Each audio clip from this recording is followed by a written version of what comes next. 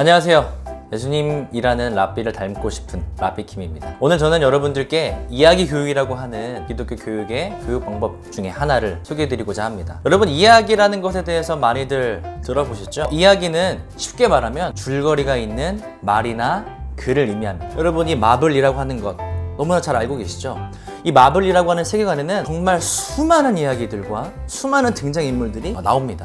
그러나 우리가 이 마블의 이야기를 쉽게 알아듣고 또 즐길 수 있는 것은 비록 너무나 많은 것들이 나오고 너무나 방대한 내용이 펼쳐지지만 이것들이 단순히 정보로 열거되어 있는 게 아니라 하나의 이야기로 완성이 되어 있기 때문에 우리가 쉽게 이해할 수 있는 것이죠. 실례로 최근에 어벤져스 엔드게임이 개봉됐습니다. 저만 해도 사실 마블이라고 하는 것 자체의 세계관을 이해를 못했습니다.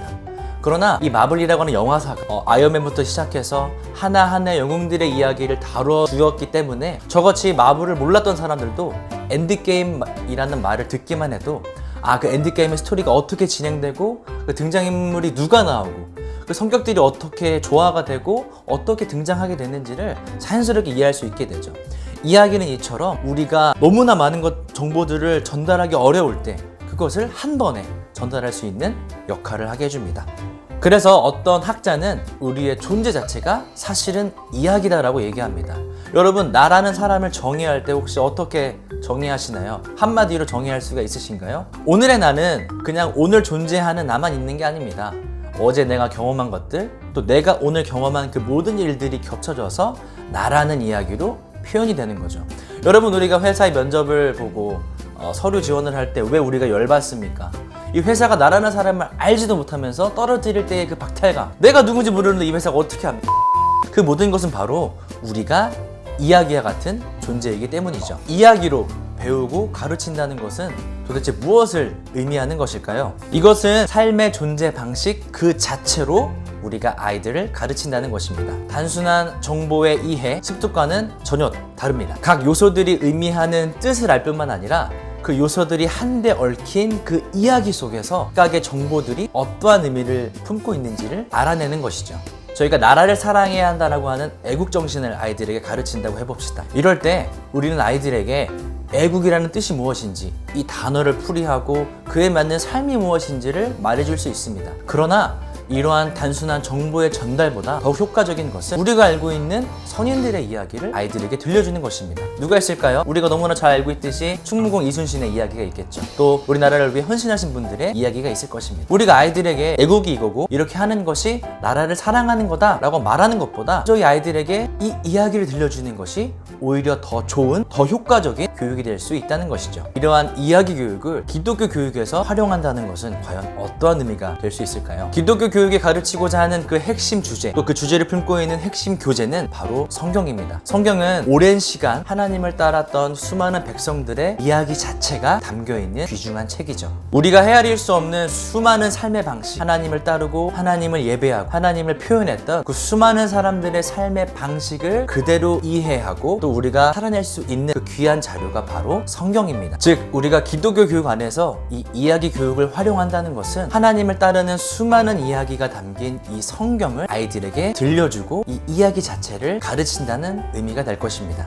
성경 안에 기록된 수많은 삶의 방식과 의미들을 아이들에게 가르치고 우리 아이들로 하여금 똑같이 그 삶의 방식과 의미대로 살아가도록 하는 교육이 바로 이야기 교육입니다. 어떻게 가르치는 것이 이야기 교육일까요? 저희는 이야기 교육을 총 4가지 단계로 구성하였습니다. 첫째는 이야기를 들려주는 것입니다. 여기서의 이야기를 들려준다는 것은 말 그대로 스토리텔링이죠. 이야기를 그저 들려주는 것입니다. 이야기 자체가 품고 가지고 있는 교훈적인 의미와 좋은 내용들을 우리가 그대로 아이들에게 전달해주는 것을 의미합니다. 여기서 한 가지 주의해야 할 점은 우리가 아이들에게 이야기를 들려주면서 흔히 범하게 되는 실수, 이렇게 해야 돼, 이게 중요한 거야, 이게 포인트야 라고 하는 이 말들을 최대한 하지 않고 아이들에게 이야기 자체만을 들려주는 것이 바로 첫 번째 단계입니다. 물론 여기에서도 또 하나의 중요한 것들이 있겠죠. 단순히 이 이야기를 있는 그대로 들려주는 것이 아니라 내가 누구에게 어떤 아이들에게 이 이야기를 들려주느냐에 따라서 우리는 이야기를 철저하게 분석하고 면밀하게 점검해야 합니다. 이 이야기 속에 있는 문화 혹은 물건 혹은 이 시대의 상황들이 어떤지를 우리는 아이들에게 면밀하게 자세하게 들려줘야 합니다. 이 단계에서는 교수자가 아이들에게 먼저 이야기를 들려주는 것입니다. 두 번째 단계는 바로 이야기를 탐구하는 것입니다. 이야기를 탐구하는 것은 아이들이 이 이야기를 듣고 스스로 생각하고 이 이야기의 의미가 무엇인지를 찾아내는 시간입니다. 이 시간에서도 역시 중요한 것은 단순히 선생님이 아이들에게 이 이야기의 중요한 점은 이거였어, 이 이야기의 의미는 이거였어 라고 쉽게 말하지 않는 것이죠. 아이들이 스스로 이 이야기를 분석하고 이 이야기의 뜻이 무엇인지를 헤아림으로써 아이들이 이야기에 더 들어가고 더 참여하도록 하는 것이 바로 이야기 탐구의 단계입니다. 또한 이러한 과정을 통해서 아이들은 선생님이 들려주었던 이야기를 다시 나만의 방식으로 더 깊게 이해하게 됩니다. 이야기를 탐구했다면 이제 세 번째, 이야기 다시 쓰기 과정으로 넘어가게 됩니다. 이 단계에서 아이들은 이야기의 뜻과 의미를 단순히 이해하고 아는 것에서 그치지 않고 이 뜻과 의미가 내 삶에 어떠한 의미인가, 어떻게 적용될 수 있는가를 다시 성찰하고 탐구하게 됩니다. 그래서 아이들은 이 이야기가 나에게 어떻게 적용됨을 고민함과 동시에 이 이야기가 오늘을 살아가는 우리에게 어떠한 의미가 있는지를 다시 한번 생각해 보게 됩니다. 예를 들어 볼까요? 다윗의 물맷돌 이야기를 우리가 너무나 잘 알고 있습니다. 먼저 아이들이 1단계에서 이 다윗의 이야기를 듣겠죠.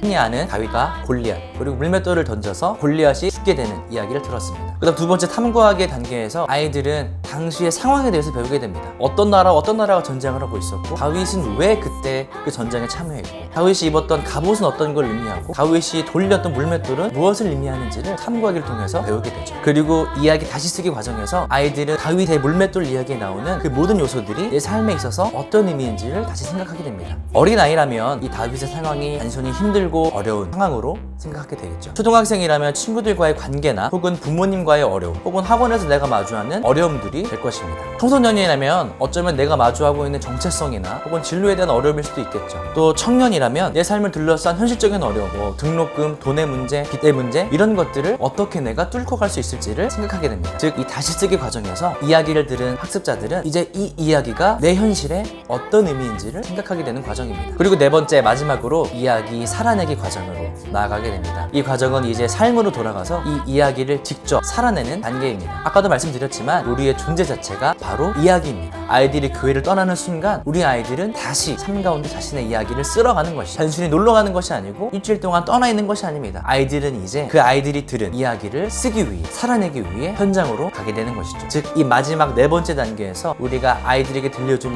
이 이야기는 완성되고 실천을 통하여서 완벽하게 우리의 삶 안으로 스며들게 됩니다. 이 이야기가 진정으로 아이들의 마음 가운데 다시 쓰여지게 되는 것이죠. 네, 지금까지 들려드린 이 모든 과정이 바로 기독교 교육 안에서 이야기 교육이 쓰일 수 있는 하나의 과정이었습니다. 저희가 들려드린 이 이야기 교육의 과정을 앞으로도 많은 모습과 많은 방법들로 여러분들에게 소개해드리고자 합니다. 많은 아이들이 교회에서 듣는 설교와 분만 공부를 굉장히 지루해한다는 얘기를 많이 듣습니다. 그러나 그 현장 속에서 우리가 아이들에게 단순히 정보를 말해주고 이야기의 뜻과 의미를 해설해주기보다 아이들이 스스로 이야기를 쓰도록 하고 이야기를 말하도록 하고 또 이야기를 살도록 하는 이야기 교육이 접목된다면 기독교 교육 안에도 새로운 희망이 편할 수 있지 않을까 생각해봅니다. 우리는 하나님의 팬이고 하나님의 붓입니다. 우리가 하나님의 이야기로서 아이들에게 이 하나님의 이야기를 들려주는 그런 귀한 교사들이 되기를 소망합니다. 지금까지 교회 라피의 라피킴이었습니다. 감사합니다.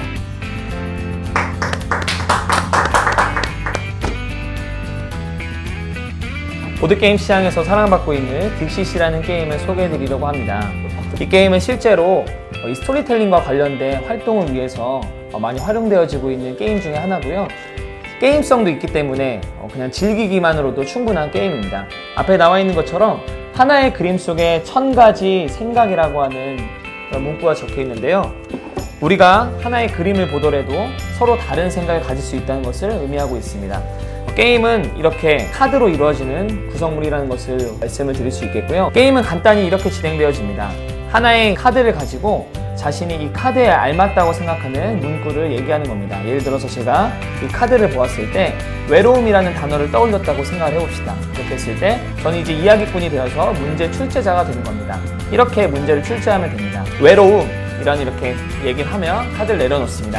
그랬을 때 이야기꾼의 얘기를 들은 다른 사람들이 자신이 갖고 있는 카드 중에서 이 외로움이라는 단어랑 가장 일치한다고 생각하는 카드를 내려놓는 것입니다. 한번 줘보실까요? 네, 이렇게 카드를 보이지 않게 놓고요.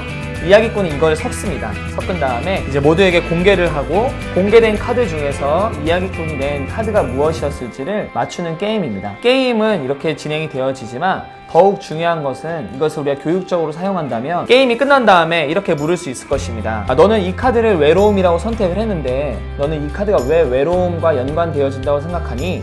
라고 물을 수 있겠죠. 그랬을 때 만약에 아이랑 진행을 한다면 이 카드를 보고 그 아이의 생각을 들을 수 있는 겁니다. 이렇게 카드를 통해서 연관된 활동을 할 수 있을 것입니다. 마찬가지로 동일한 카드지만 누구는 이것을 외로움이라 생각하지만 누구는 사랑이라고 생각할 수도 있겠죠.